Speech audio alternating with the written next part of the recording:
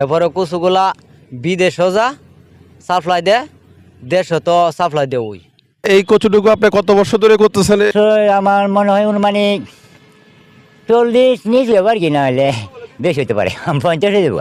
যিনি কিনে নিয়ে বাংলাদেশের বিভিন্ন জায়গায় সাপ্লাই করে এমন একজন ব্যক্তির সাথে আজকে একটু কথা বলবো।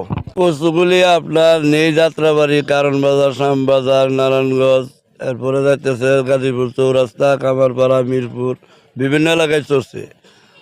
তবে আমি বিক্রি করি হইলো যাত্রাবাড়ি আর হইলো কারণ বাজার। আমাদের কাছে বিদেশেরা নেয়া সাইডা সাপ্লাই দেয়।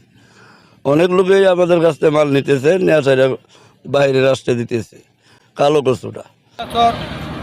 ওই মানে হয় পুলিয়া তো অনেক বিভিন্ন পাইকাররা এখানে কচুরা নারকলি কচু খাইতে অনেক স্বাদ।